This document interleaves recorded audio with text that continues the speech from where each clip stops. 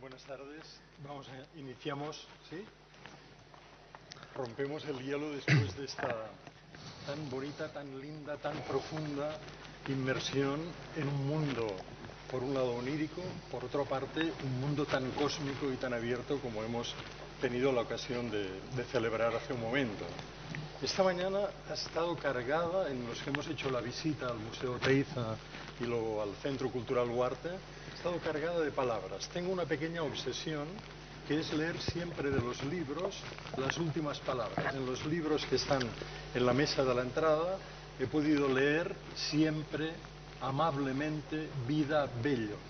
Varios libros que les propongo que vayan a intentar observar cuáles son. Seguramente el gran invento de la humanidad no es la rueda, tal vez también, sino que es la palabra. Y realmente el movilizar la palabra es el gran, digamos, dispositivo que nos permite no disociar como postura el mundo rural del mundo urbano, teniendo obviamente una certeza muy potente de las diferencias que hay entre uno y otro, ¿no? No obstante, una ciudad mosaico territorial, ¿no? Un espacio que de alguna manera fluye entre una, otra y todas las realidades, tal vez es una buena noticia en relación a lo que nos plantea la fecundidad, la diversidad, ¿no? El foro que en esta ocasión estamos iniciando. Nos acompañamos, ¿no? Conjuntamente con Matías. Tienen los currículums en el programa y por tanto vamos a evitar entrar en el tema. Abel y Mai, tres personas que están trabajando directamente en cuestiones que ellos mismos van a explicar y que en el fondo son experiencias y a la vez alegatos. Son, digamos, testimonios y a la vez exploraciones. Yo me había propuesto, si es posible, lanzar unas imágenes para comentarles cómo realmente el mundo de las ruralidades resistentes, alguien habla en estos términos, puede ser el mundo de las ruralidades resilientes. Cómo de algún modo podemos realmente activar, ¿no?, formas de habitar que de algún modo planteen que aquel retorno a lo romántico no trata de ser lo que de alguna manera esperamos, sino que esperamos un convivir, ¿no?, y de alguna manera fluir, tanto tomando decisiones como viendo que la diversidad es inherente a nuestras realidades, como también poniendo voz a muchas de las cuestiones que pasan en los territorios. Si me lanzan la imagen, quisiera pasarles una pequeña experiencia de poner voz, dar palabra, ¿no? ¿Podemos pasar las imágenes?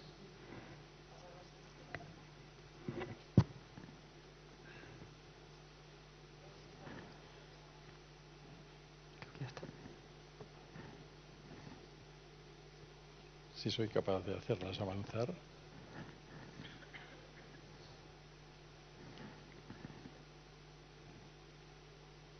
Avanza lentamente.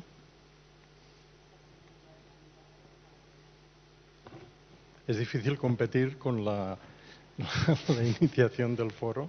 No avanza, no sé por qué.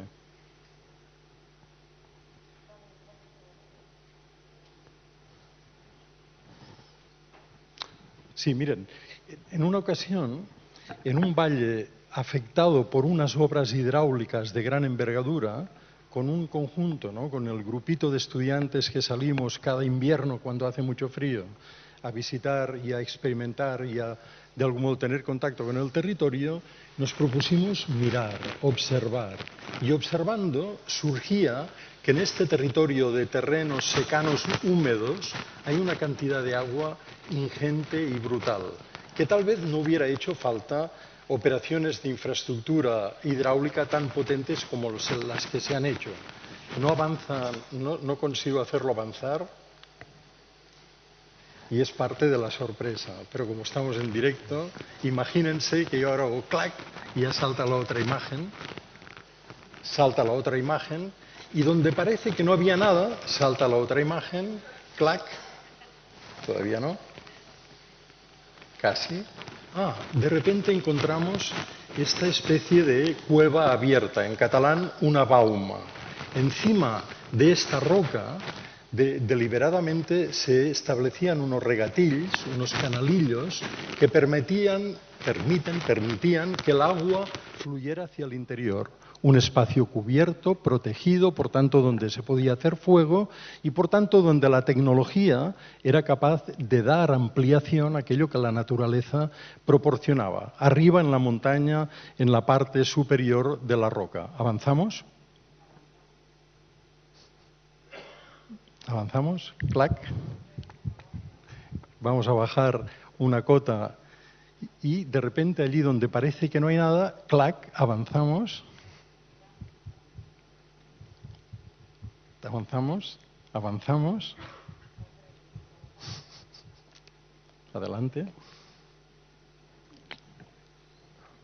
Adelante. Casi. Avanzamos. No cuenten con el tiempo cronos. Los griegos tenían aión y también kairos. Estamos en tiempo aión, de disfrute y tranquilidad. Se hizo la oscuridad. Hemos avanzado demasiado. Avanzamos un poquitín más. Pero para no robar tiempo a mis amigos y amigas, creo que vamos a dejarlo aquí. ¿Qué hubiéramos visto? Hubiéramos visto una construcción de lo que se llama un aljub, un aljibe.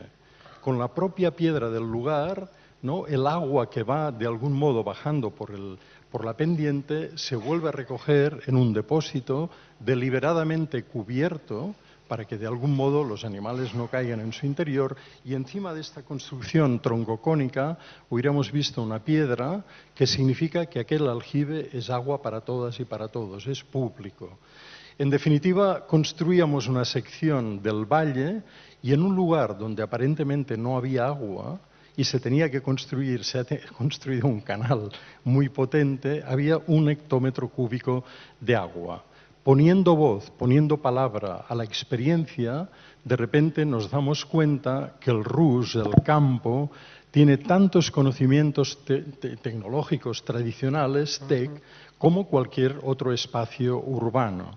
Evidentemente, poner voz, identificar, nos sirve de algún modo para, observando, valorar y valorizar. Por tanto, en este sentido, me parece que abrimos esta mesa donde está pasado, presente, futuro, tiene que ver con las diversidades, tiene que ver con una manera de ver y leer y entender el territorio. Mai, por favor, cuando quieras. Eskerrik asko, muchas gracias. Eskerrik asko guztioi hemen egoteagatik, muchas gracias a todas y todos por venir. Yo voy a empezar con un vídeo, o sea que si queréis ponemos el vídeo y luego comentamos. Es un fragmento de 1 minuto y medio.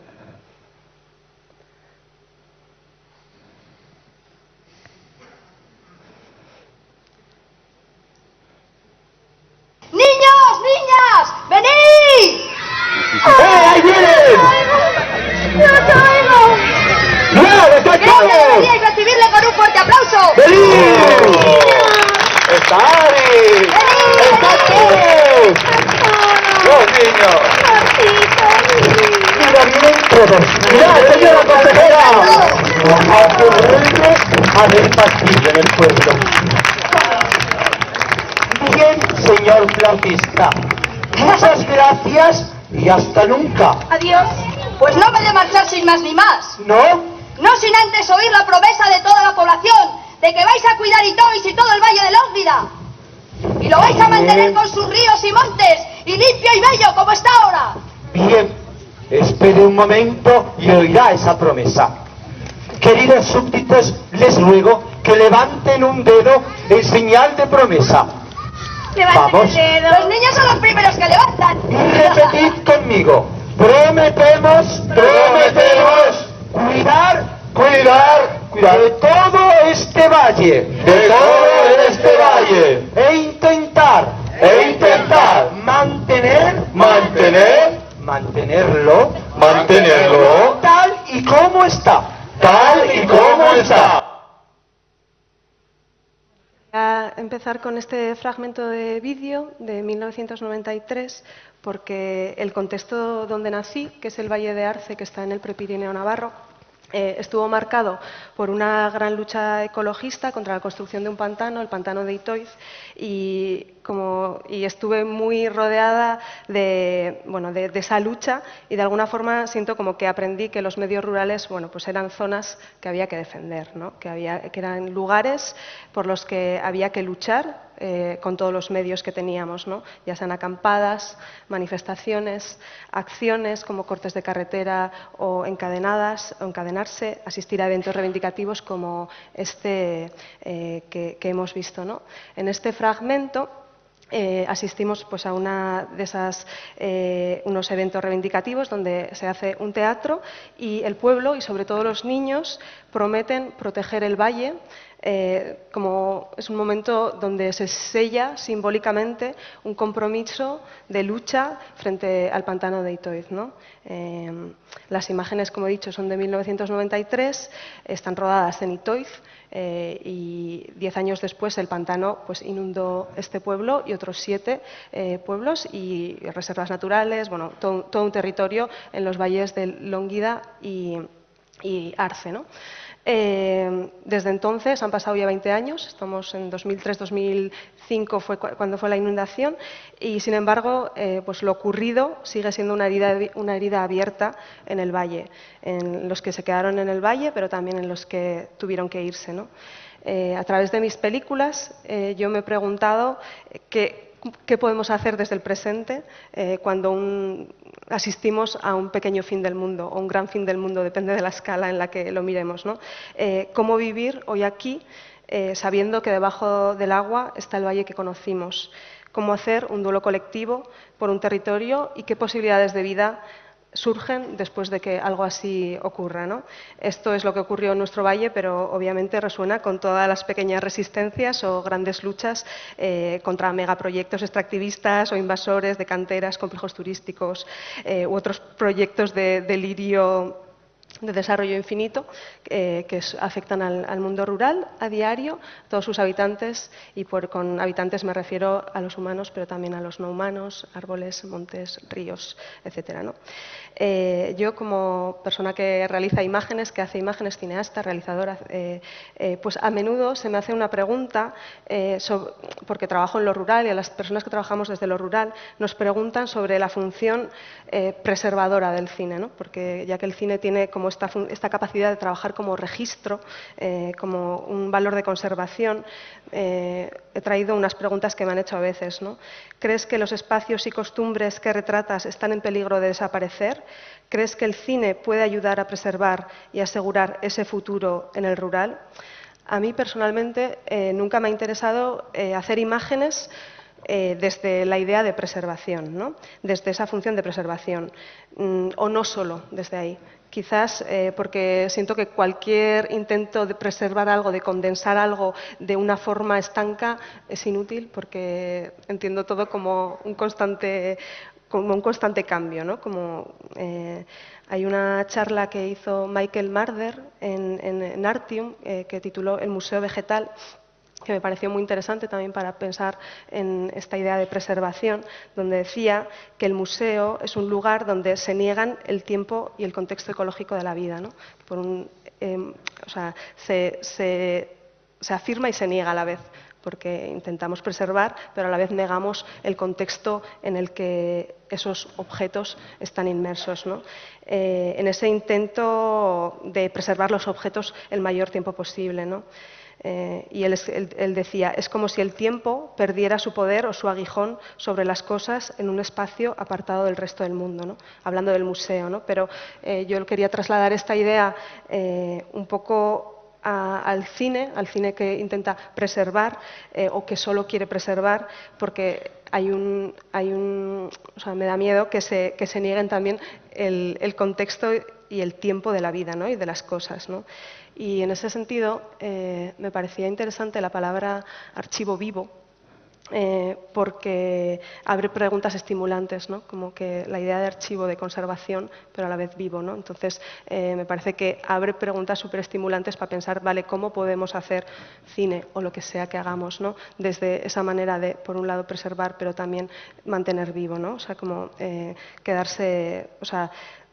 dejar que algo tenga su tiempo ecológico vital, es decir, que se transforme, que se muera si tiene que morir, que haga lo que tenga que hacer y a la vez guardarlo, ¿no? Como, me parecía muy, muy interesante esa pregunta. En el fragmento de vídeo que hemos visto, la promesa que hacen los niños tenía dos partes, ¿no? Y era la primera parte: prometemos cuidar de todo este valle, y la segunda parte decía: e intentar mantenerlo tal y como está. Me gustaría detenernos en esa primera parte, que es la de cuidar todo este valle, y he traído una definición de qué son los cuidados que aparece en el libro Matters of Care de María Puig de la Bella Casa, donde ella a su vez cita a Joan Tronto y dice que los cuidados son todo lo que hacemos para mantener, continuar y reparar nuestro mundo, todo lo que procuramos entretejer en complejo tejido que sostiene la vida. En esta definición aparece la palabra mantener, ¿no? Mantener, continuar y reparar nuestro mundo. Y esa misma palabra, mantener, ya estaba en la promesa también del vídeo, que decían: prometemos mantener tal y como está. Pero aquí, en la definición, aparece junto a otras palabras, es mantener, continuar y reparar. Y me interesa que aparece la palabra mantener al lado de la palabra reparar, ¿no? Porque esa palabra reparar como que la matiza ese mantener. Bueno, no sé. A menudo me parece que cuidar a los mundos rurales implica promover reparaciones para el sostenimiento de la vida en estos mundos, ¿no? Que van más allá de mantener como está, de preservar. Reparar, en ese sentido, es mucho más generativo e impulsor de cambio que mantener, ¿no? Que puede acercarnos más, mantener nos acercaba a la idea de preservación y reparar, sin embargo, bueno, permite generar nuevas formas o nuevas cosas, ¿no? Para mí el peligro de la palabra reparar es que según los parámetros en la que la miremos puede cambiar mucho lo que entendamos por reparar, ¿no? Reparamos en base a qué es reparar, volver a qué estado queremos, ¿no? Y por eso en realidad me parece que es súper interesante que estén juntas, y la tensión entre reparar y mantener le da una tensión continua que limita y acota las acciones posibles, ¿no? Pero a la vez siendo generativa. No sé, me parece muy interesante esa tensión entre pensar cómo reparar, cómo cuidar el medio rural a la vez que manteniendo, ¿no? Y es en esa tensión donde me interesa también pensar el cine, ¿no? Mi trabajo en los últimos años en el Valle ha consistido en acompañar a personas que yo creo que se mantienen en esa tensión de los cuidados entre mantener y reparar, y son comunidades y ecoaldeas que llevan desde los años 80 rehabilitando pueblos abandonados y mostrando formas alternativas de hacer territorio en el medio rural. Ganaderas, pastores, que desde el contexto extensivo y ecológico también piensan de una manera crítica de nuestras relaciones con otras especies y con el territorio, guardas forestales, activistas ecologistas, etcétera, ¿no? Todo personas que trabajan en esa tesitura. Yo pienso a través también de sus diversas prácticas con ellas, con ellos, con ellas, y me he preguntado si podíamos pensar también el cine como una forma de cuidado al territorio, ¿no? ¿Qué supone pensarla como una forma de cuidar en esa que permita acoger esas complejidades entre lo que fue y lo que es, ¿no? Lo que puede ser también, entre ese mantener y reparar, y donde puedan convivir pues diferentes temporalidades, ¿no? Desdibujando un poco presente, pasado y futuro. Y bueno, esa era mi aportación, esa reflexión sobre reparar y mantener. Yo creo que no. ¿Sí? ¿Se oye? ¿Sí? No, digo, no se oye. ¿Sí? Sí. No, creo que la expresión mantener en francés, cuando en el sustantivo maintenant, ¿no? Teniendo en la mano, maintenant. Y creo que es muy, muy linda la provocación para decir estando presente, pero no de alguna manera invisiblemente y latente en el territorio, poniendo en evidencia, ¿no? Ayudando a comprender. Y entonces el sentido de la cura, de tener cuidado, yo creo que es muy bonito cuando el cine de repente lo utilizas como una mediance, una mediación, ¿no? Que comentan también muchos de los paisajistas de la buena escuela de paisaje francesa, ¿no? Maintenant, mediance, mouvance, mover, estando, ¿no? Y estando no de una manera inerte, sino como casi Luigi Ghirri cuando observa los paisajes de la zona de la Padania, también en degradación, ¿no? Luigi Ghirri con John Berger, ¿no? Dicen modos de ver, ¿no? Y le case que crolan, o las casas que caen, y de algún modo plantean el semillero, ¿no? La activación de que es posible habitar de otros modos, ¿no?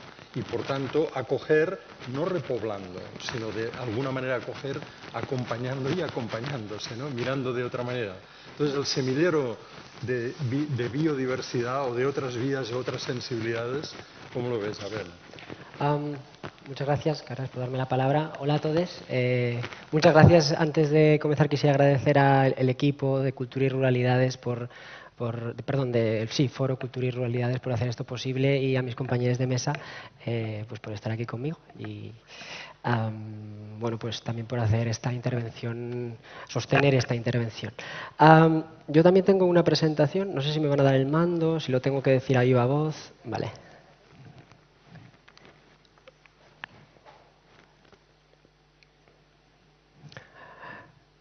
Y supuestamente yo lo tengo que ver, ¿no? Bueno, mientras todo eso se configura, mi intervención que he traído aquí, o con la que me gustaría aportar algo a esta mesa, pretendo conectar con dos de las preguntas que figuraban en el textito que, si ustedes leyeron, aparece en el programa de esta edición del foro. Las preguntas que las he extraído para no poner el párrafo entero serían: ¿cómo interpretar y conferir valor a esa tradicional nueva diversidad cultural? Y cómo ponerla en relación, en clave de derechos, con el sistema cultural que siempre estuvo allí. Mi intención es enganchar con estas dos preguntas, desde mi formación como filósofo, como profesional en el ámbito de la filosofía, especialista en estudios queer y especialista en estudios en las ruralidades queer. Aunque evidentemente también como persona queer que habita y ha habitado a lo largo de su vida múltiples geografías rurales en el Estado español. Mi intención es, creo que lo que voy a intentar hacer en los siguientes minutos es contestar a la primera pregunta: ¿cómo interpretar y conferir valor a esa tradicional nueva diversidad cultural? Entendiendo aquí el concepto de diversidad en el sentido de diversidad sexual y de género, con la intención de, una vez respondida esa primera pregunta, a ver si, no respuesto la segunda, allanado el terreno para un conversatorio a propósito de la segunda, en unas condiciones diferentes. A las que tradicionalmente estamos habituados a hablar de las relaciones posibles entre la diversidad sexual y de género y las igualmente diversas geografías rurales del Estado español.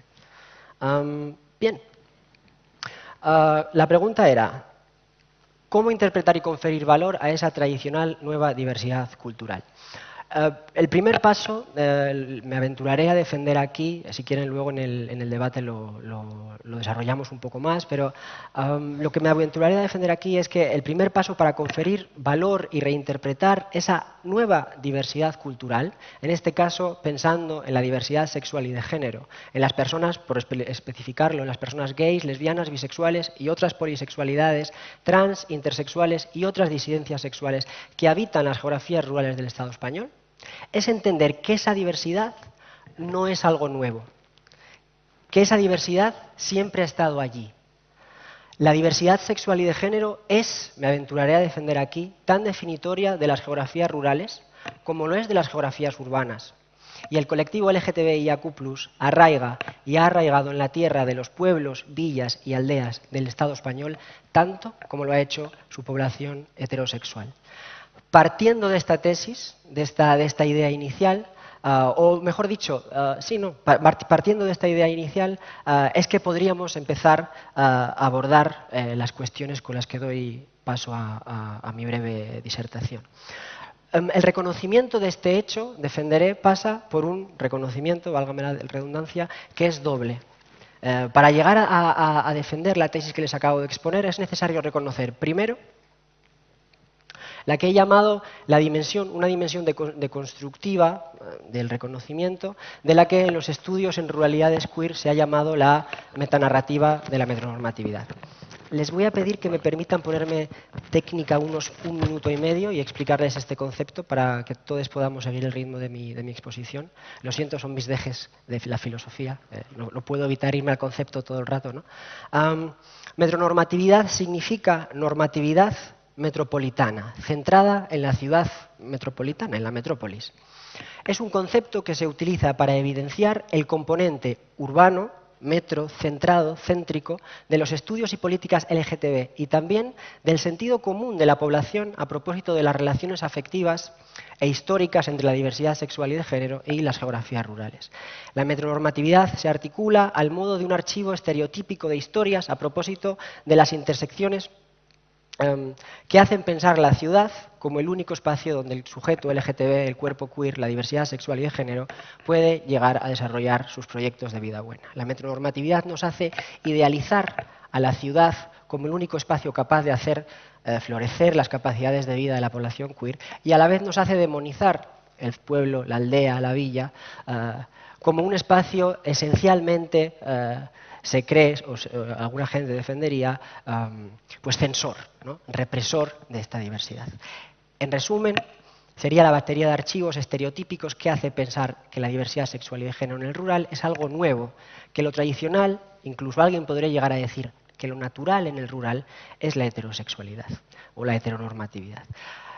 Como yo les vengo indicando, es necesario deconstruir esta idea para poner de manifiesto lo evidente, que gays, lesbianas, bisexuales, transexuales, intersexuales y queer en el espectro más amplio siempre han estado allí, aquí, conmigo y con ustedes. La segunda dimensión es la que he llamado la dimensión constructiva y remite a las capacidades de vivir de la población LGTB en los entornos rurales. Esta dimensión constructiva tiene 3 escalones, 3 estadios. El primero remite al reconocimiento de la vida, de las capacidades de vivir de la población LGTB que habita en los entornos rurales. La población LGTB que habita las geografías rurales del Estado español tendrá unas necesidades específicas por las características sociodemográficas de los espacios que habitan. Y esto debe ser reconocido, por un lado, por la lucha por los derechos LGTB, hasta ahora centrada en su población urbana, y por la lucha por el desarrollo rural o contra su vaciamiento, hasta ahora centrada en su población heterosexual. Este es un guante que yo les lanzo aquí a activistas LGTB del urbano y a activistas del mundo rural que nunca se han parado a pensar en la población queer de sus villas, comarcas o aldeas. El segundo estadio remite al reconocimiento testimonial y se deviene directamente del anterior. Es necesario que las personas queer, que las personas LGTB que existimos en las latitudes del rural del Estado español, tengamos nuestra propia voz en las juntas vecinales, en las asambleas, en cualesquiera instancias donde nuestros derechos y condiciones de vida se vayan a poner en juego. Y finalmente el tercer estadio, el tercer estadio dicho, ¿no? Sí. Que remitiría o remite a un reconocimiento post-mortem. A ver cómo explico esto rápidamente. Las personas LGTB tenemos derecho a la vida en el rural, pero también tenemos derecho a la muerte. Tenemos derecho al reconocimiento después de muertas, tenemos derecho a la memoria, tenemos derecho al duelo y tenemos derecho a la dignidad una vez alcanzado la sepultura, por así decirlo, ¿no? En el momento en el que se está planteando que la diversidad sexual y de género es algo nuevo en el rural, se está faltando a todos aquellos que habitaron el rural español en el pasado, muchos en contextos históricamente muy represivos, y a los que la historia está tratando con la cruel estrategia de su borrado, en esa pretensión de proteger el frágil discurso que nos hace asociar lo rural con lo tradicional y lo tradicional con lo heterosexual. Finalmente, terminaré recopilando todo lo anterior, alegando que la diversidad sexual y de género está y siempre estuvo allí, aquí, conmigo y con ustedes, que si lo rural es tradicional, lo tradicional, tradicionalmente, me tiene que servir la redundancia de nuevo, es diverso. Es nuestra manera de preguntar y rescatar el archivo, de construir relato a través de él, lo que nos ha hecho creer lo contrario. Y romper ese bloqueo es un deber político que tenemos con la vida de la diversidad sexual y de género, e histórico, con el recuerdo de las maricas, de las lesbianas, de las travestis, que vivieron en estos territorios, que cuidaron nuestros antepasados y que se ocuparon de mantener la tierra que hoy nos sostiene en la vida. Terminaría parafraseando a Nancy Fraser: no hay redistribución sin reconocimiento y no hay reconocimiento sin representación. Muchas gracias.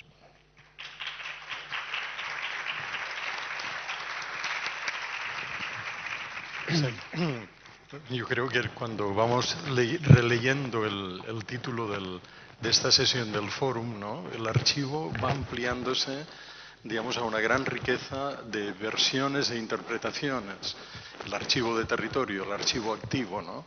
Entonces, cuando hacemos referencia al semillero, ¿cuáles son estas semillas, ¿no? ¿En qué consisten y cómo activan un cambio generacional que va incluso más allá del tradicional poblamiento, despoblamiento, territorialización, desterritorialización, y por tanto donde las controversias van más allá de las contraposiciones o de las oposiciones, ¿no? Del enfrentamiento, ¿no? O de la dualidad, incluso de las dualidades.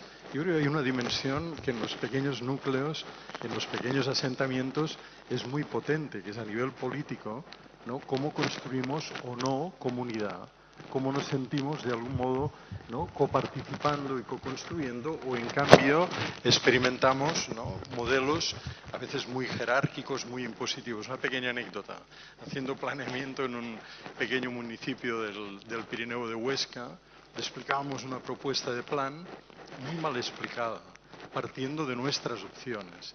Y el alcalde, alcaid, el que va adelante, el que abre, iba respondiendo sí, perdonen la expresión, cojón. Y yo iba explicando y yo le iba diciendo sí, cojón. Cuando acabé les pregunté en pequeño comité que había ido muy bien. Y me dijeron, ha ido fatal, ha ido muy mal. Porque el alcalde iba diciendo sí, cojón, y tú no lo entendiste.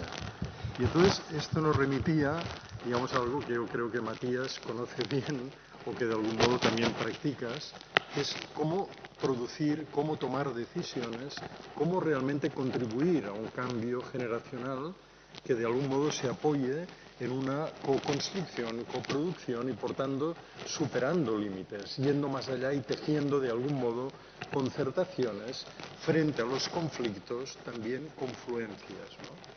¿Cómo lo hacéis, Matías? Gracias, Carles. Es un poco difícil intervenir ahora después de mis compañeras, pero hay algo que se ha repetido desde que has empezado la intervención y son las palabras. Y una previa antes de esta intervención, de esta presentación, es que ahora lo que hacemos, Carles, o lo que intentamos hacer es incidir, interferir, batallar con palabras en la toma de decisiones. Es decir, hemos pasado de generar un proyecto hace 5 años viviendo en un pueblo, en Cantabria, en el Valle de Cabuérniga, y nos preguntábamos quién toma las decisiones, por qué no tenemos acceso a la vivienda, por qué el transporte público, bla, bla, bla. Y empezamos con el alcalde, del alcalde hemos pasado al gobierno de Cantabria, estamos en el Consejo de la Juventud de Cantabria, hemos trabajado con algunos de los ministerios en España y ahora, después de 5 años dando palique, estamos, o a mí me toca, es el segundo año de mandato dentro del Consejo de Europa y nuestra misión es asesorar al Comité de Ministros para co-crear políticas públicas. Y literalmente, y yo creo que las que estamos aquí lo disfrutaríamos mucho, es una batalla por palabras. O sea, somos 30 representantes de organizaciones juveniles, 46 representantes de ministerios de los Estados miembros del Consejo de Europa, y nos sientan ahí en Estrasburgo, en una sala que casi no hay ventanas, y nos ponen ahí 8 horas a debatir palabra por palabra el texto de la recomendación que finalmente hemos aprobado. Y cuando teníamos que hablar de LGTBI, os digo que fueron muchas horas. Que en el primer borrador nos lo aceptaron, porque la representante de cierto ministerio se fue a echar un cigarro, porque le mandamos un WhatsApp, le dijimos, oye, vete a fumar, porque si no, ella tenía órdenes desde su ministerio de bloquear cualquier palabra LGTB. Después fue el texto al ministerio de cierto Estado miembro, que nos podemos imaginar algunos y cada vez más, desgraciadamente, en el contexto europeo, y nos lo echaron para atrás y se quedó como diversidad sexual y de género, que otro Estado miembro dijo, pero la diversidad de género es hombre y mujer. Aprobamos la recomendación, ¿no? Entonces, bueno, hemos pasado, bueno, soy Matías, y hemos pasado de hacer activismo, como decía Maggi, al más puro estilo bloquear carreteras y hacer acampadas y boicotear algunas máquinas, como ahora están haciendo en las Islas Canarias, que les quieren construir en el puertito de Adéger una macrourbanización que si no lo veis en Instagram están ahí. Hemos pasado de interferir ahí, que seguimos apoyando, a ir a las políticas públicas. Y esta es la previa, y tengo también unas fotos por ahí, creo.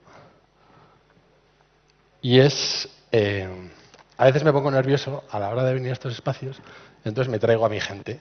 Y esta es mi gente. Este señor que está ahí es Miguel Ángel.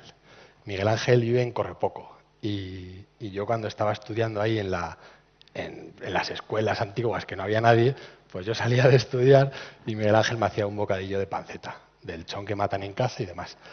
Y el punto en el que quiero hablar hoy es, yo quiero traer aquí a mis amigos del pueblo, pero de verdad lo que queremos hacer es que lo que decimos en el pueblo, lo que nos dicen nuestros vecinos, lo que pensamos nosotros también como jóvenes, se pueda llevar a las políticas públicas que luego nos afectan, ¿no?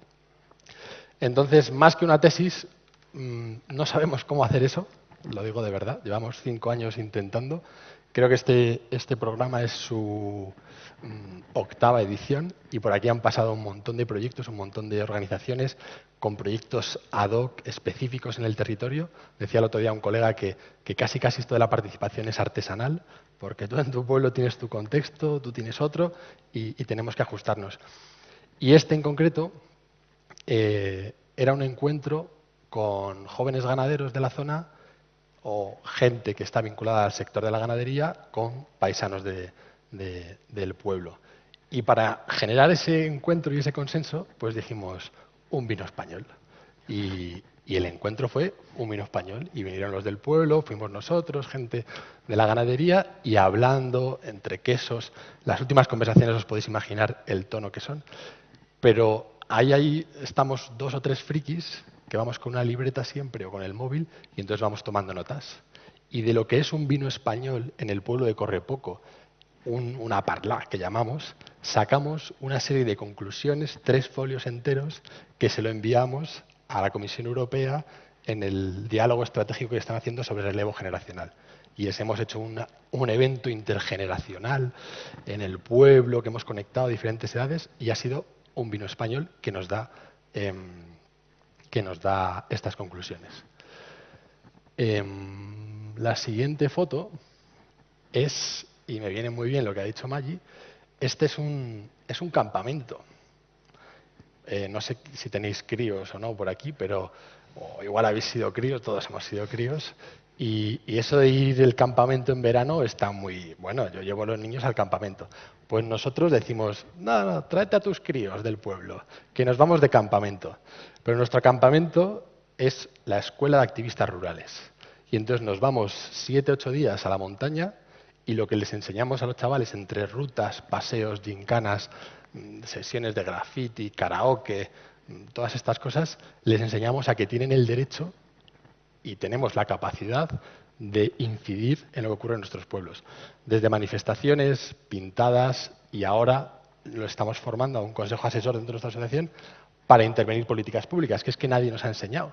Que los textos europeos van luego al ministerio, del ministerio van a la región y de la región van a tu pueblo y dices, pero esto, ¿por qué no se incluye nuestras diversidades? ¿Por qué no se incluye nuestras realidades? Entonces, bueno, pues un campamento que es una escuela de activistas rurales. La siguiente imagen fue una quedada para comer tortilla en Viaña. ¿Vale? Viaña es un pueblo del Valle de Cabuérniga y todavía a día de hoy no tienen cobertura. Y entonces yo de aquellas era operario forestal y tenía que pasear por el pueblo y hablar con los ganaderos para ponerles el crotal para que fueran al monte comunal. Y yo cuando llegué a ese pueblo digo, pero si no hay cobertura. Y me dijeron, no, que llevamos toda la vida sin cobertura. Y yo, bueno, pues algo habrá que hacer, vamos a juntarnos, tal. Ya, pero ¿cómo juntas al pueblo? Hombre, ponemos unas tortillas, ¿no? Y la primera sesión unas tortillas, la segunda tortillas, queso y un poco de vino, y la tercera se hizo un consejo oficial, la Junta Vecinal de Viaña, llamaron a las campanas, 30, 40, no había más de 40 porque el pueblo es muy pequeño, y fuimos, nos sentamos en consejo, y de aquí salieron unas conclusiones, se reunieron los paisanos con todos los partidos políticos del pueblo de al lado, con la delegada del gobierno, con la directora general de transportes. Esto fue hace 3 años y seguimos peleándolo, siguen sin cobertura, que cada vez que voy a los sitios digo, oye, que Villaña sigue sin cobertura, ¿no? Pero bueno, una quedada para comer tortilla, de repente intentamos incidir en políticas públicas. Y esta es otro encuentro que hemos hecho hace poco en el Valle de la Ciana, en Villablino. Y esto es que yo pertenezco a la Bardal, pero ahora estamos montando, que ya está montada, pero bueno, vamos poco a poco, que los ritmos del rural igual es como lo que ha ocurrido al principio, que tienes muchas ganas pero no puedes avanzar. Y hemos montado una asociación a nivel estatal que se llama EPA, que nada más que es EPA. Al principio era entrar para actuar, pero ahora no, pues nos saludamos EPA, y uno está en un pueblo, otro está en otro pueblo, y entonces intentamos conectarnos. Y esto es otro encuentro también con personas del sector primario, y para mí es muy relevante porque el proyecto es sobre relevo generacional en el sector primario y es cuál es el rol del sector cultural. Cómo el sector cultural puede ponerse al servicio de la ganadería en este caso. Cómo el sector cultural se puede poner al servicio de las necesidades que tenemos todas las personas en el medio rural.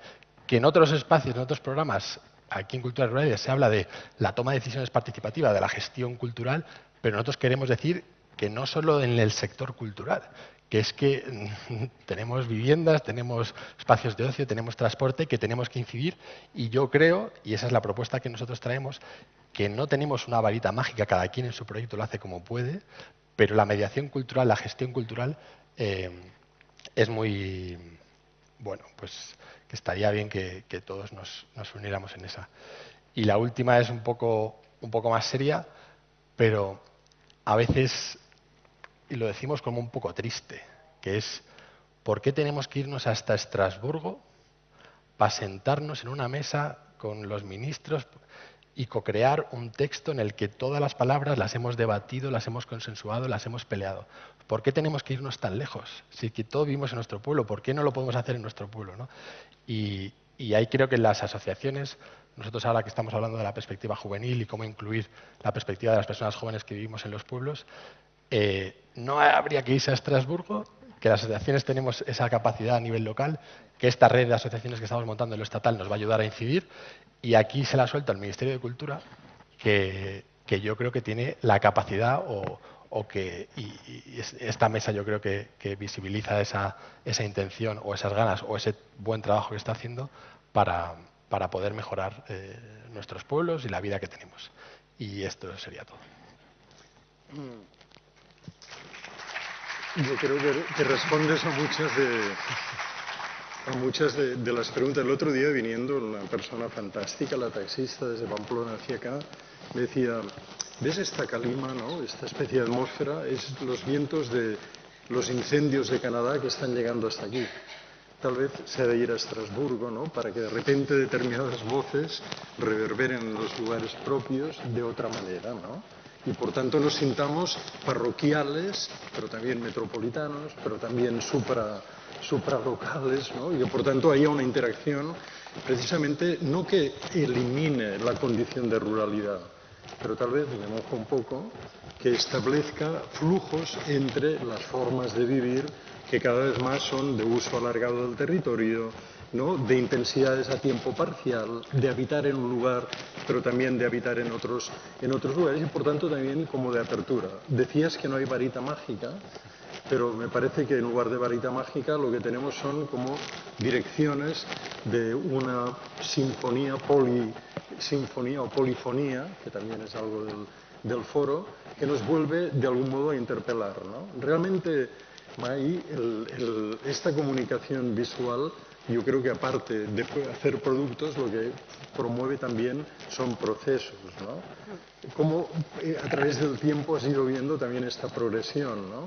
Y qué perspectivas, pasado, presente, futuro, ves a través de estos mecanismos de acompañar, ¿no?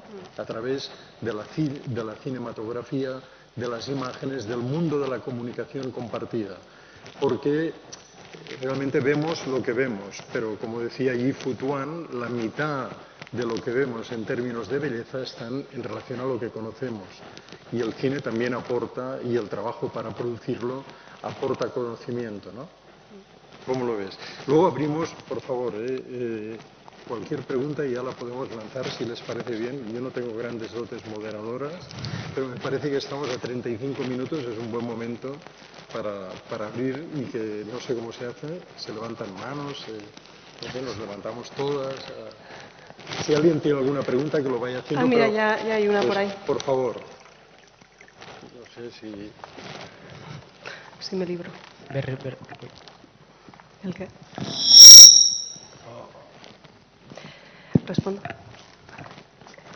Bueno, luego es un micrófono. Desearía pedir disculpas porque entiendo el castellano, pero no lo hablo. Pido disculpas. Voy a pasar aquí unos días, pero espero seguir aprendiendo. Tengo dos preguntas. Una para la cineasta, para Maddie Barber, sí, porque creo que has estado involucrada en el mundo rural desde hace más de 40 años, ¿verdad?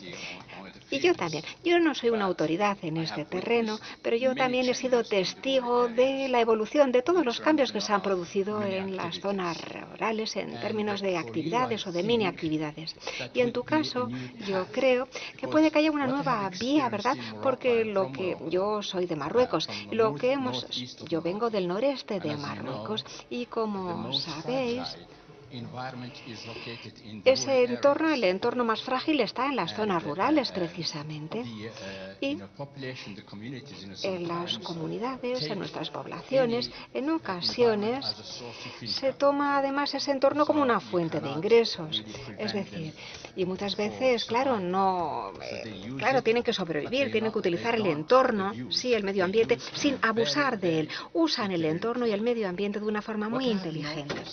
Yo me he ido dando cuenta de que si hablamos de biodiversidad, muchas veces hay un lenguaje local, hay palabras, términos locales que están desapareciendo, porque ese lenguaje local también se encuentra en una fase, en un momento crítico, y hay muchas palabras que están desapareciendo. Y eso quiere decir que cuando perdemos un término, una palabra, por ejemplo, de una planta, esa planta se ve expuesta a la desaparición. Tú eres experta en este ámbito y yo creo que la única forma de convertir o de hacer que esas palabras, para poder preservar esas palabras necesitamos documentales, necesitamos trabajar para poder recopilar todas esas palabras vinculadas a la vegetación y a la biodiversidad, para que las generaciones futuras puedan seguir utilizándolo, porque como todos y todas sabemos, hay muchas plantas medicinales que se encuentran en esas zonas rurales y esas comunidades precisamente utilizan esas plantas medicinales. Si perdemos esos términos, ese contexto lingüístico, perderemos también a las plantas automáticamente, como decía. Así que esta es una nueva tarea que tienes entre tus manos. La tarea, sí, no solamente aquí en España, sino también en otros lugares. España está en un contexto muy específico, puesto que tenéis diferentes lenguas, tenéis diferentes enfoques respecto a la lengua en diferentes pueblos. Por consiguiente, vuestra tarea, vuestro trabajo futuro, creo yo que va a tener que pasar quizá por clasificar todo eso, todas esas artes que llegan incluso al libro Guinness.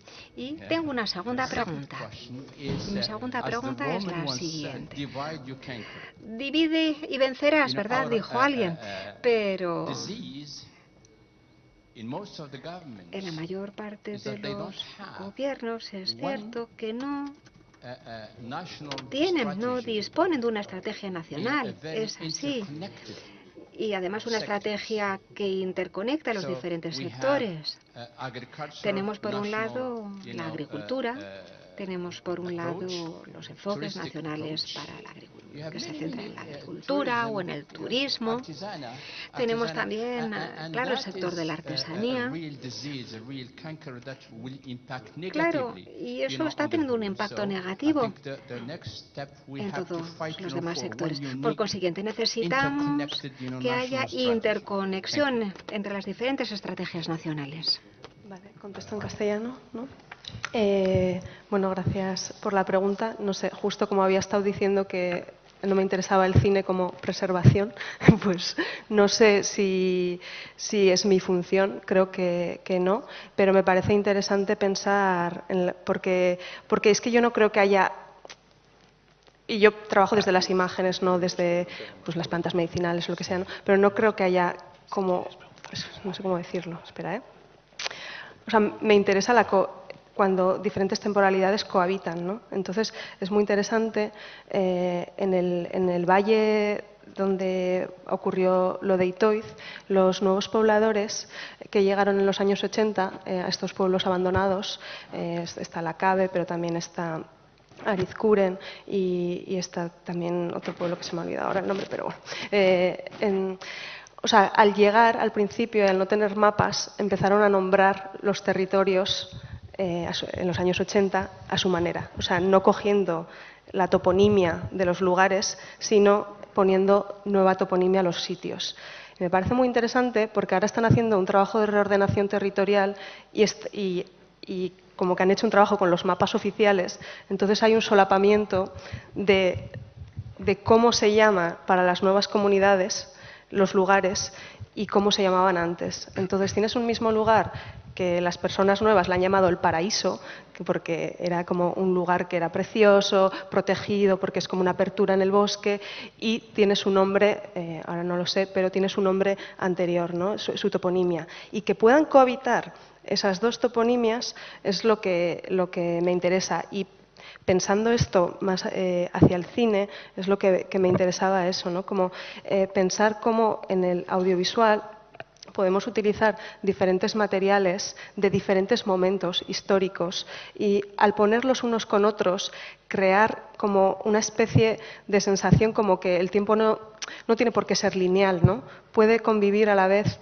lo que ocurrió antes del pantano, que es un recuerdo, cuando lo ponemos en presente, cuando lo ponemos en una película. Entonces, me interesa esa cohabitación de los tiempos en el mapa, con diferentes toponimias o en los lugares, ¿no? Y yo creo que en los medios rurales, cuando hay una transformación en el paisaje, siempre hay un espacio donde viven esas dos realidades y podemos ver lo que había antes y lo que hay ahora, ¿no? Quizás la foto que has puesto tú es una buena imagen, ¿no? Porque vemos también el pasado, pero también vemos el presente. Y si leemos esa cohabitación, el tiempo entonces no sé, se expande como de alguna forma, ¿no? Y el cine puede hacer esto materialmente, pero el paisaje lo hace también, ¿sabes? El territorio ya lo está haciendo todo el rato. Solo hay que pues, escucharlo o mirarlo, ¿no? Como con atención. A nadie se le escapa que la palabra paisaje tiene una gran riqueza polisémica, semántica. Yo soy una persona, pero me estoy mostrando como un personaje. El país es al paisaje como una persona es al personaje. Por tanto, quiere decir una realidad objetiva, pero también la subjetividad, el filtro de la subjetividad, tan importante para que haya relatos, ¿no? Y en el fondo, lo hemos visto en la sesión anterior, lo estamos comprobando ahora, la toponimia no es un ejercicio aséptico técnico. La toponimia, en el fondo, es la topofilia, o sea, es nomos del topos, los nombres de los lugares, ¿no? A veces olvidados, por ejemplo, esto se ha visto en la Horta Sud de Valencia, cuando de repente buena parte de los territorios afectados por la dana, en los propios nombres de los lugares, del Carraixet, de los barrancos, del torrent, ¿no? Ya están expresando la condición hídrica, la condición hidrológica, la condición incluso hidráulica, ¿no? Por tanto, es muy bonito reivindicar la cultura de los términos, pero en los relatos que también hacen voces del paisaje, ¿no? Yo creo que la pregunta para Abel también sería, realmente a veces en el territorio rural ¿no? Es tan fácil lo que nos explicabas de conseguir estos nuevos equilibrios, estas nuevas diversidades, o realmente es una utopía igual que toma de decisiones desde abajo arriba.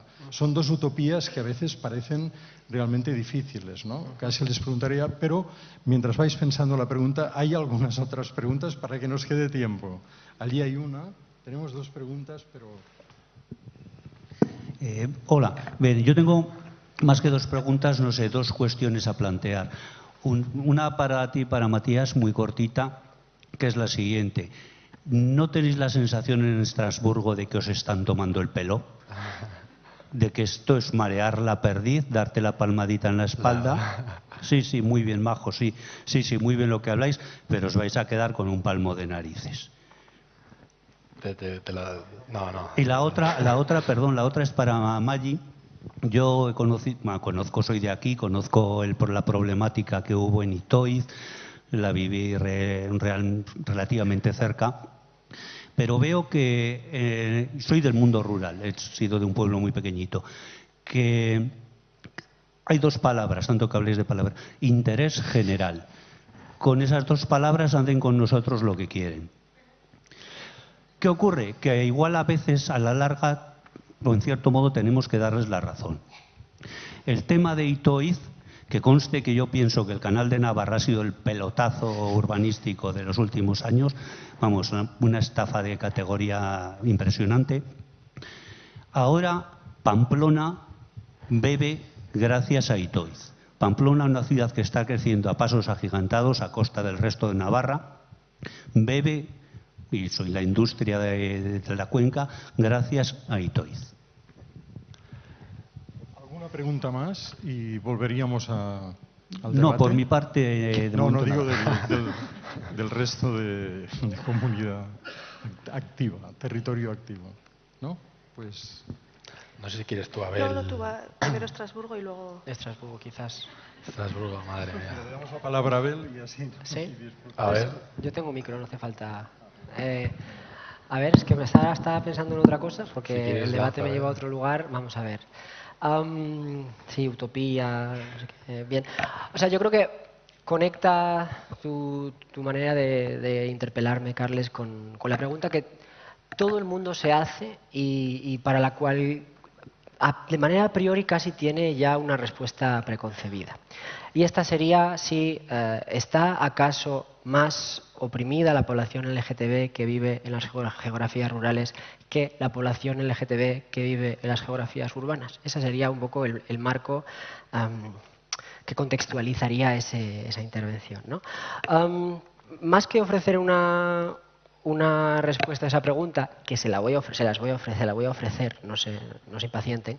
Lo que me interesa es más bien proponer una explicación a la carga pues filosófica que envenena, en cierto sentido, ese interrogante. Si ustedes piensan en la pregunta tal y como yo la planteo, ¿está más oprimida la población LGTB del rural que la población LGTB del urbano? Hay al menos tres asunciones. Voy a nombrar las tres y luego vemos en cuál me centro y en cuáles no. La primera es en una dicotomía, en una polarización entre el rural y el urbano, por medio de un discurso que polariza estas dos categorías como si fuesen discreta y absolutamente contradictorias entre sí, negando los tránsitos territoriales, negando los múltiples procesos que hacen que en nuestras historias de vida se incluyan experiencias queer en el espacio rural y experiencias queer en el espacio urbano. Así dicho a bote pronto. Y las otras dos, que son quizás las que más me interesaría, en las que más me interesaría indagar aquí, son, por un lado, se está asumiendo una diferencia estructural en las formas opresivas que afronta la población LGTB en el ámbito rural frente a las formas opresivas que afronta la población LGTB en el ámbito urbano. Esa diferencia estructural se está asumiendo. Y la tercera asunción sería la gradación. Vendría a ser la inferencia de si toman en consideración la segunda premisa, que hay una diferencia estructural, el establecer como consecuente que la población rural está más oprimida. Es decir, de la asunción de la diferencia estructural, asumir una gradación de las escalas de la violencia. Dicho así, a bote pronto. Bien. Sobre las dos últimas asunciones, que son quizás las que más nos preocupan en el ámbito de los estudios LGTB, yo diría a la primera pregunta, a la primera asunción, si la planteamos en la forma de un interrogante, ¿está oprimida la población LGTB que vive en el rural de una forma diferente a la población LGTB que habita en el urbano? Diría sí. Y me aventuraría en el sí, sobre todo si tenemos en consideración las que en geografía se han llamado ruralidades estancada y moderada, categorías que no hace falta explicar aquí, simplemente tengan en consideración pues, pueblos muy lejos de su centro urbano, con pocos habitantes, pocos servicios mínimos, etc. Las condiciones de vida de la población LGTB que desarrolla sus proyectos biográficos, sus proyectos de vida buena en esos contextos son diferentes, evidentemente, a las condiciones de vida que afronta la población LGTB que vive en una ciudad como puede ser Madrid, Barcelona, Bilbao o Valencia. Bien.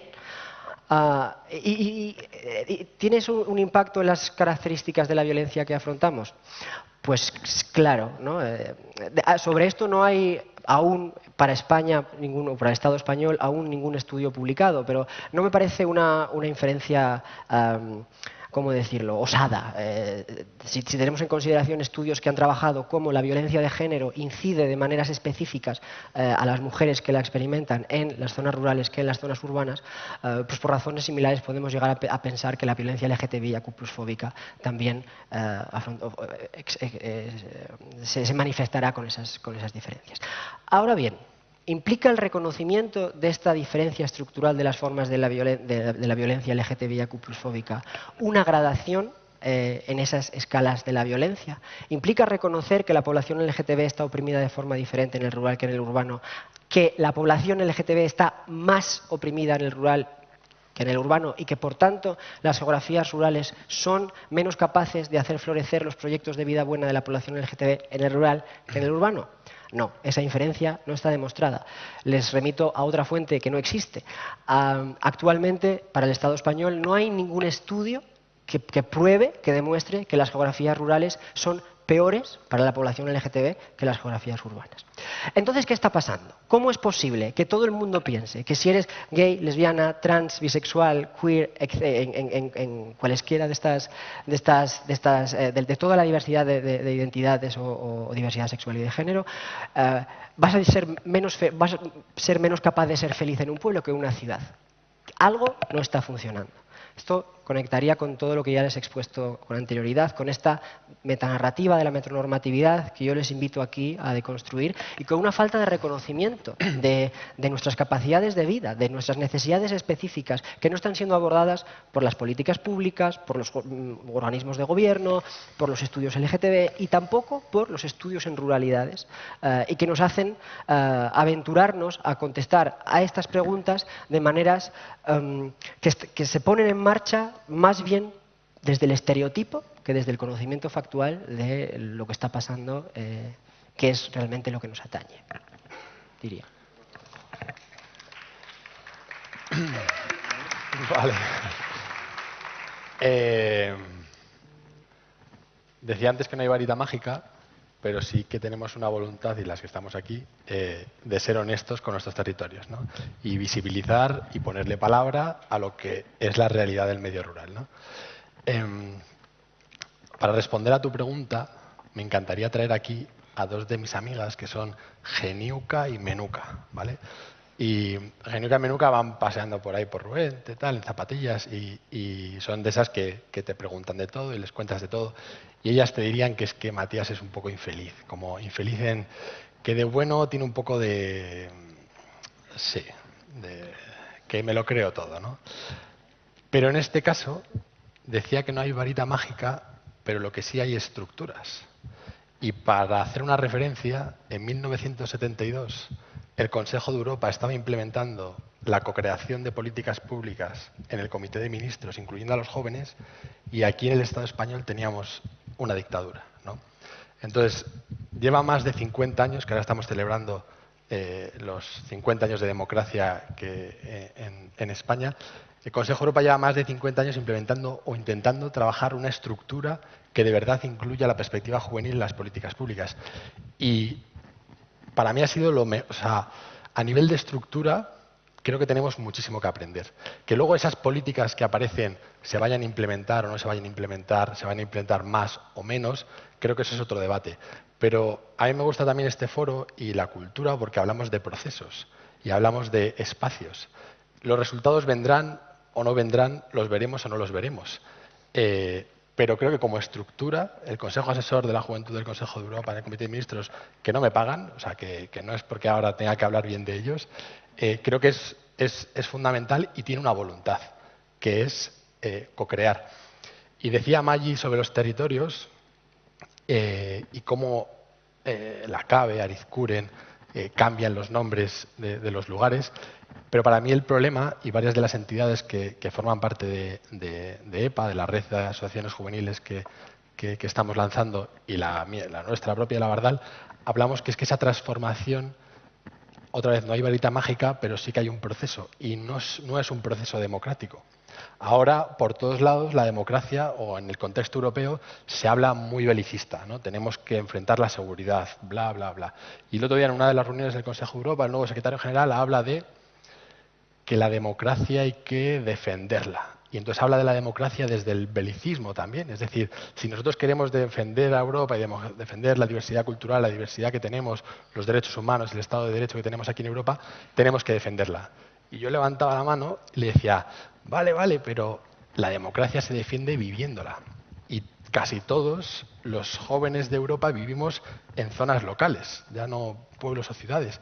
Y aquí desde Estrasburgo es verdad que hay un contexto, una burbuja que igual no permite. Entonces, si queremos defender la democracia, tenemos que permitir que existan procesos democráticos en las zonas rurales en las que se incluya a las personas jóvenes. Y como modelo, yo si quieres, soy un friki de eso, luego podemos hablar del modelo concreto de estructura que ahora, esto igual es un poco rollo, pero tenemos una oportunidad y España va a llevar una delegación, que es que queremos sacar la perspectiva juvenil y cómo incluir. Y es un mecanismo. Otra vez no nos dicen cómo incluirla, sino vamos a sentarnos con las personas jóvenes, vamos a co-crear con ellos, vamos a entendernos como personas que también somos expertas, porque esto ya, y que me escuche el gobierno de Cantabria, estamos aprobando la ley de juventud y han llamado a 60 expertos, y de 60 expertos, pues 52 tenían más de 50 años. Y es gente que se cree joven, porque es verdad que un día estaba en el webinar y decía, ¿quién se siente joven? Y todos se sentían jóvenes. Pero es como, igual podemos incluir las perspectivas, las realidades. Y hablo de las personas jóvenes, pero somos empáticos y tenemos empatía con nuestra señora mayor que no tiene carnet de conducir y me dice, Matías, es que dependo de mi marido para bajar al pueblo, al otro pueblo a comprar. Si yo viviera en una ciudad, si viviera en Santander, sería libre para ir y deshacer, ¿no? Entonces, nosotros cuando estamos en el pueblo y tenemos esas barreras, decimos, vamos a tener empatía, ya no es solo lo juvenil, ahora está lo intergeneracional, que también está de moda en el contexto europeo, pero desde ahí. No hay varitas mágicas, pero hay estructuras y ojalá caminemos por ahí para ser honestos. Y tú, Maggi, tenías también ahí una pregunta parecida, ¿no? Por ahí. Sí, no sé si me interesa entrar en el debate de si era necesario o no era necesario. A mí mejoriría que los territorios rurales sean tomados como zonas de sacrificio para la ciudad, pero creo que estamos todos de acuerdo con eso. Y que creo que podemos pensar mejor, ¿sabes? Formas de hacer diferentes. Entonces, yo ya no estoy en ¿por qué hicieron esto? ¿Y qué hacer?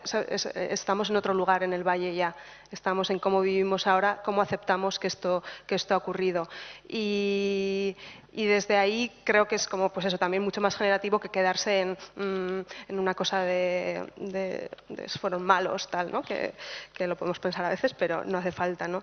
Y me ha venido como una frase que me dijo una vez un guarda forestal, que luego se la volví a preguntar y no se acuerda, pero era cuando abras el grifo, acuérdate de la fuente. Entonces, yo creo que mis ganas de hacer pelis y cosas es como acuérdate de que está en estos lugares. Tú estás abriendo el grifo en tu ciudad o en tu pueblo también, pero esto viene de un sitio, ¿sabes? Y esto tiene una historia, ¿no? Entonces, es simplemente reivindicar que eso ha estado y que podemos quejarnos, podemos dolernos, podemos estar rabiosos, aunque sea de interés general, ¿no? Y que pueden convivir esas dos cosas, ¿no? Puede convivir el que bebamos agua, el que nos bañemos ahora en esos espacios también, con que sea doloroso, ¿no? O sea, y que bueno, que creo que el cine puede servir para hacer algo con esa herida. Sí. ¿Qué más? Por aquí se iba a aplaudir y yo creo que podemos aplaudir.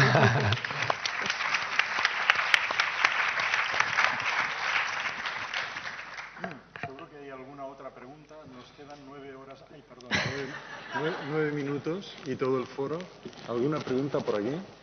¿Habrá alguna más para que nadie se quede con la pregunta rondando por el vientre, no del arquitecto? ¿Habrá una pregunta también?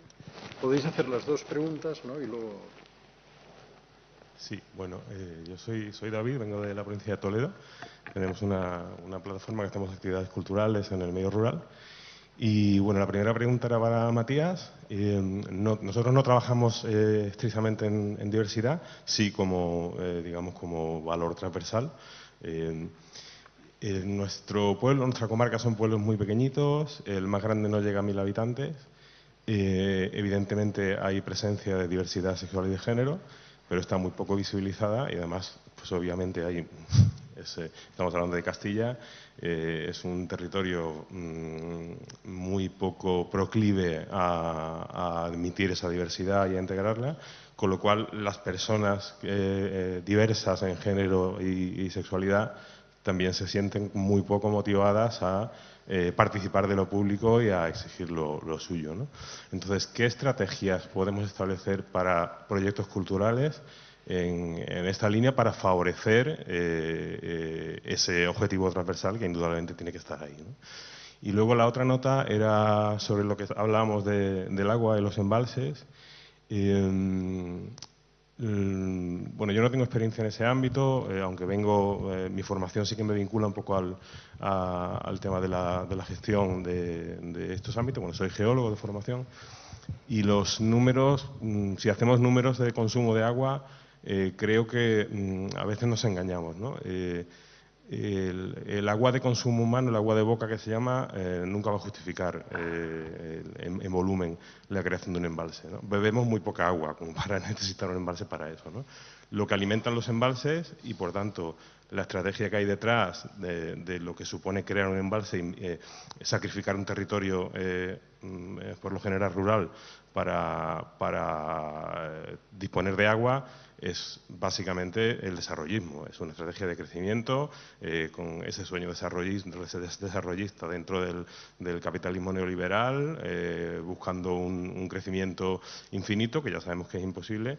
Y bueno, creo que tendríamos que tenerlo en cuenta cuando nos planteamos para qué son útiles los embalses, porque normalmente son útiles para el enriquecimiento de inversores en industria, para generar energía, para aportar una serie de servicios, pero estrictamente para beber creo que es un error pensar que crear un embalse responde a esa necesidad.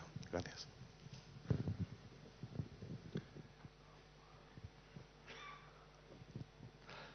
Yo creo que Abel es Matías, ahora. ¿Ah, sí? ¿No? Entonces era para mí todo el rato. Vale. Pues yo te iba a decir, a decir algo también, pero preferiría que hablases tú primero, que estás más del mundo de la cooperación y, bueno, yo... Por responder rápidamente y con honestidad, en los últimos años yo me he desvinculado mucho del mundo del trabajo social y del cooperativismo. Me he encerrado en la Universidad de Oviedo a escribir mi tesis doctoral y a dar mis clases. La verdad, vivo ahí en el pueblo y tal, pero la verdad que me he desvinculado un poco del movimiento social real, pues porque no me lo ha permitido mi cuerpo, que tenía que sostener pues una jornada laboral muy larga, ¿no? Pero sí que podría... algo que se me vino a la cabeza escuchándote. Evidentemente, la población LGTB experimenta violencia LGTBIQ+fóbica, por desgracia, en el pueblo y en la ciudad.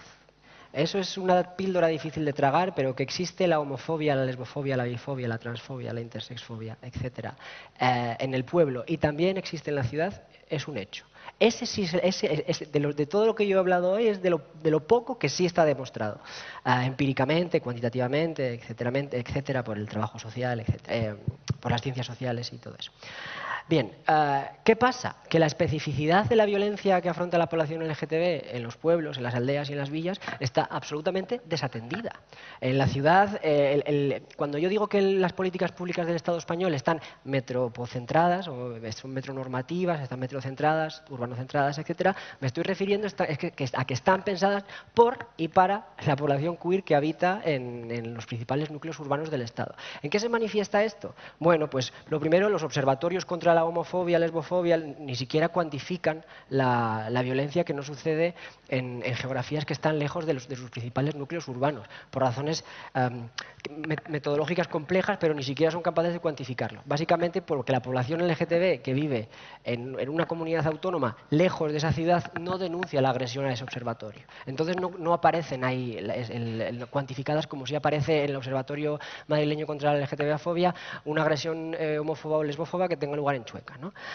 Otras razones, pues por ejemplo, la falta de acceso a recursos, la dificultad para acceder a una prueba de VIH, un seguimiento de cualquier, para una persona que esté en PrEP, bueno, no sé si les suena este concepto, tampoco lo voy a explicar ahora, el acompañamiento por parte de una asociación en una situación de bullying o lo que sea, ¿no? Se nos pueden imaginar la agria y amarga realidad de la violencia LGTBIQ+fobia, tienes que incrustarla en un contexto de absoluto abandono por las políticas públicas del Estado español, por el plan de gobierno que no tiene una estrategia real para las geografías rurales del Estado. Para todas, ya no estoy hablando solamente de las ruralidades queer, y también por parte de los estudios LGTB, que tanto se han puesto a pensar que se han quedado limitadas a lo que pasa en el Castro en San Francisco, en Chueca en Madrid y en el Geixample en Barcelona, ¿no? Lo que hace que carezcamos de todas las herramientas, que no dispongamos de ninguna herramienta teórica, política, etcétera, para afrontar esa situación. Yo te diría, teniendo claro este contexto agrio que estoy relatando, que la situación de esas personas, de tus vecinas LGTB que están experimentando ese contexto pues, LGTB-fóbico, yo te diría que la responsabilidad de romper esa situación de violencia no es suya. Que la responsabilidad de romper y de desactivar la LGTB-fobia del rural es de todas las personas que habitan en el rural. Porque la lucha contra la LGTB-fobia es algo positivo para las personas LGTB, pero también es algo positivo para las personas heterosexuales. Y hasta que eso no se asuma en las juntas vecinales, en las casas de la cultura, etcétera, que la lucha contra la LGTB-fobia forma parte íntegra de la lucha contra el vaciamiento rural, no se va a poder desbloquear este terrible impasse.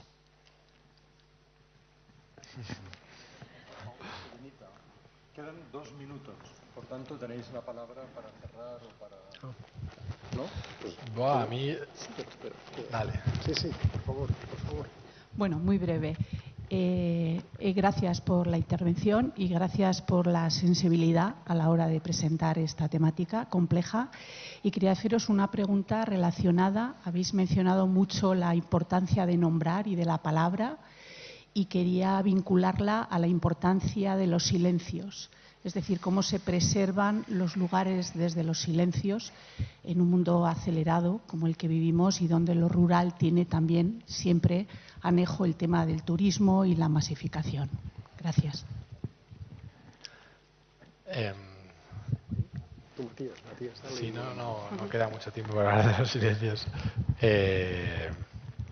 Creo creo que mis vecinos estarían un poco en contra de lo que dices, porque no tienen esa visión romántica del pueblo silencio y el paisaje tranquilizador, porque también se agobian mucho. Y cuando Maggi decías, cuando abres el grifo, acuérdate de la fuente, pues me he acordado que en una de estas que fui al comité de ministros, no sé qué, me dijo mi vecino Vicente, diles que las patatas no salen de la fábrica.